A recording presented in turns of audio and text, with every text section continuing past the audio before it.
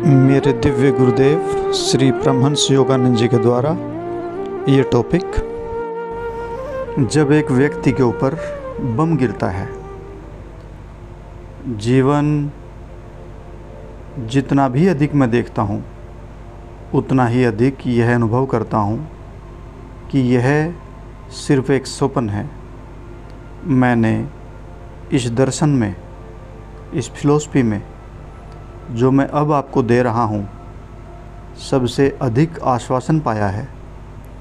यह अनुभव करें कि आप केवल ईश्वर की कृपा मात्र से ही जीवित हैं। यदि वे अपने विचार को वापस ले लें तो भौतिक अभिव्यक्ति समाप्त हो जाएगी, क्योंकि जीवन ईश्वर का सिर्फ एक विचार मात्र ही है। यह विश्व एक स्वप्न स्थल है और हम सभी यहाँ स्वप्न देख रहे हैं।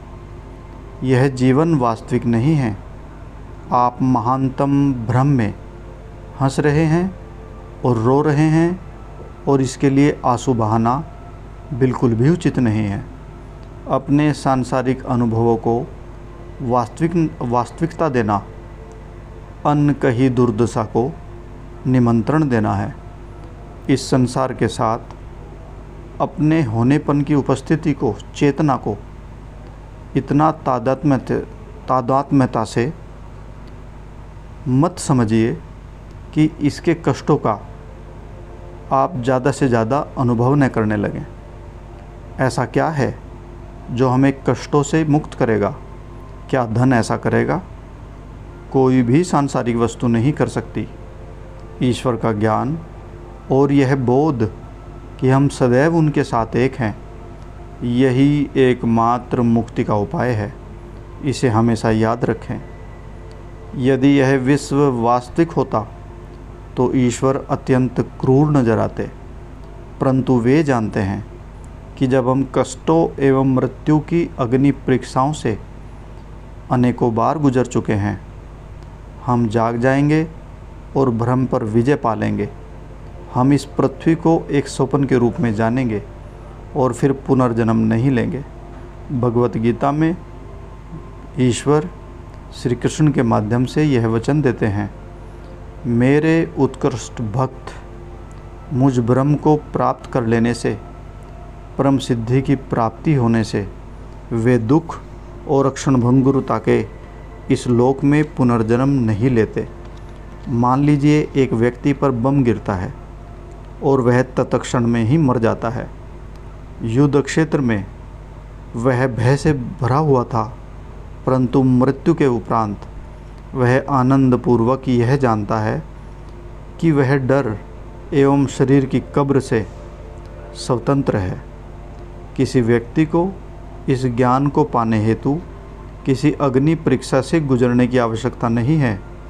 सचेतन आध्यात्मिक प्रयास द्वारा ज्ञान प्राप्त करना अधिक अच्छा है। और यदि हमें परीक्षणों से गुजरना ही है तो यह उचित मनोभाव के द्वारा होना चाहिए, जैसे बहुत सारे संतों ने किया। उन्होंने कैसी कैसी परिस्थितियों से गुजरना पड़ा।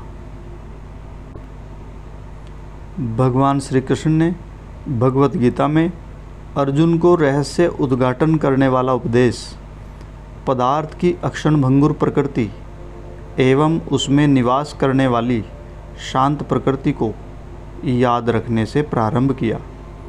हम अपनी सीमाओं का स्वप्न देखते हैं। जीवन आपको विश्वास करना सिखाता है कि यह बहुत वास्तविक है। आप अनुभव करते हैं कि आपको भोजन एवं निद्रा प्रतिदिन अवश्य लेनी चाहिए, कि आप इसके बिना मर जाएंगे। आपकी आदतें आपको उन सभी प्रकार के भोजनों का सेवन करने जो आपके स्वास्थ्य के लिए हानिकारक हैं, जैसे कि मांस और मदिरा, धूम्रपान करने अथवा यह सोचने कि इन वस्तुओं के बिना आप जी नहीं सकते, के लिए आपको विवश करती है। हम सभी अपनी चेतना में विभिन्न सीमाओं का दीवानगी से स्वप्न देख रहे हैं, और जब हम गलत व्यवहार से बुरे स्वप्न के गड्ढे में गिर जाते हैं, तब वहाँ से स्वयं को बाहर निकालने में हमें कठिनाई का सामना करना पड़ता है। सोचिए कि अपने शरीर की देखभाल हेतु आप कितना समय और प्रयत्न लगाते हैं और इससे आपको क्या मिलता है। क्या आप जानते हैं कि जितना अधिक आप अपने शरीर के प्रति सजग होंगे उतने ही अधिक आपको दुख झेलने पड़ेंगे। यदि आप अपने इस स्वप्न शरीर से अत्यधिक एक रूप हैं तो आप निराशापूर्वक ढंग से भ्रम में डूब जाते हैं। जैसे ही आप स्वप्न विचारों को जीवन से ईश्वर, जिनमें से ईश्वर ने सब कुछ रचा है, यानी कि हमारा होनापन ईश्वर का विचार ही है, अगर हम मान लेते हैं, वास्तविक मान लेते हो, यह स्वप्न वास्तविकता आपको स्वप्न कष्ट देना प्रारंभ कर देती है। परंतु जब आप यह जान लेते हैं कि ईश्वर ही इस विश्व के सभी कुछ हैं, तब आपको अन्य कुछ भी कष्ट नहीं देता। यदि आप यह बोध कर लें कि पानी और शरीर दोनों ही ईश्वर के स्वप्न हैं, तो आप पानी पर चल सकते हैं, जैसा कि कुछ संतों ने किया। एक स्वप्न दूसरे स्वप्न के रूप पर चल सकता है। ठोस एवं तरल अथवा पदार्थ के किसी स्वरूप में भिन्नता की बाधा नहीं रहती, परंतु आपको इसका बोध करना है। ऐसी शक्ति आपको मात्र कल्पना करने से नहीं आती। भारत में ऐसे उदाहरण हैं जहां लोग बिना एक भी छाला पड़े आग पर चलते हैं। इंग्लैंड के कुछ अग्रणी वैज्ञानिकों ने एक नवयुवक को 27 फुट तक अग्नि पर चलते देखा। एक समाचार पत्र के व्यक्ति ने, जो वहां उपस्थित था, सोचा कि आग नकली है। उसने उसी प्रयोग का प्रयास किया और बुरी तरह से जल गया। नवयुवक ने विचार की कुछ प्रक्रियाओं द्वारा अपने मन को इस सत्य के लिए विश्वस्त कर लिया था कि अग्नि चेतना के अतिरिक्त और कुछ भी नहीं है, इसलिए वह उसके शरीर को क्षति नहीं पहुंचा सकी, जो चेतना ही था। जब आप विश्वास करते हैं कि ठंडा मौसम आपको चोट नहीं पहुंचा सकता, तब आप इससे प्रभावित नहीं होंगे। परंतु यदि आप सोचते हैं कि सर्दी से आपको जुकाम हो जाएगा, तब आप बीमार पड़ जाएंगे। बात यह है कि आपके मन को नियंत्रित करने का अभ्यास आप जानते हैं या नहीं। अपने मन के नियंत्रण द्वारा आप अनुभव कर सकते हैं कि यह विश्व एक भ्रम है। इसलिए संत जन अपने शिष्यों को शरीर को अनुशासित करने पर बल देते हैं तथा इसे अधिक महत्व न देने को कहते हैं। इसका उद्देश्य शरीर को कष्ट देना नहीं है, अपितु शिष्य को उन सभी कष्टों से बचाने के लिए है जो उसे घेर लेंगे।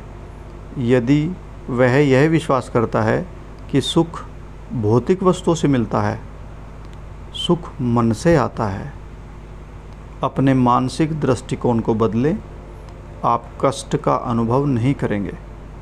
जीवन को सरल बनाना सर्वोत्तम है। मैंने भारत में ऐसे संतों को देखा है जो कि कदाचित ही कुछ खाते हों और अत्यंत कठोर परिस्थितियों में रहते हैं, फिर भी उनके शरीर आश्चर्यजनक रूप से शक्तिशाली हैं। एक सामान्य अच्छा भोजन करने वाले, भली भांति देखभाल किए अमेरिकी लोगों में अधिक अच्छे होते हैं। उन्होंने अपने मनों को स्वास्थ्य एवं संतुष्टि की बाह्य परिस्थितियों पर निर्भर न रहने के लिए प्रशिक्षण दिया है। संसार हमारे मनों को भिन्न प्रकार से प्रशिक्षित करता है। यह हमें बहुत सी वस्तुओं का आदी बना देता है और फिर हम सोचते हैं कि हम इसके बिना प्रसन्न नहीं हो सकते। अपने जीवन को और सरल बनाएं तथा अपने बच्चों के जीवन को भी सरल बनाएं।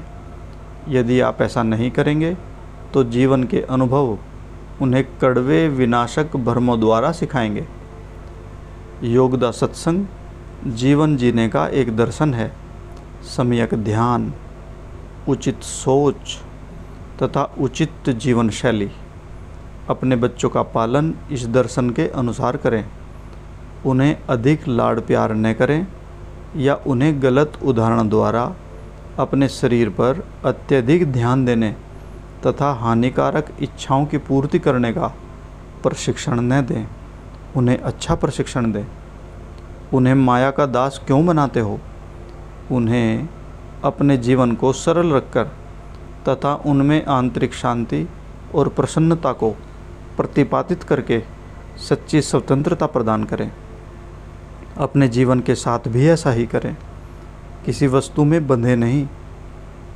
ऐसा दर्शन, ऐसी फिलॉसफी आपकी सुरक्षा करेगी। यदि मैं एक कुर्सी पर बैठा हूँ और वह टूट जाती है तो मैं टूटी कुर्सी के विषय में स्वयं को परेशान नहीं करूँगा। मैं दूसरी कुर्सी पर बैठ जाऊँगा। इससे कोई अंतर नहीं पड़ता।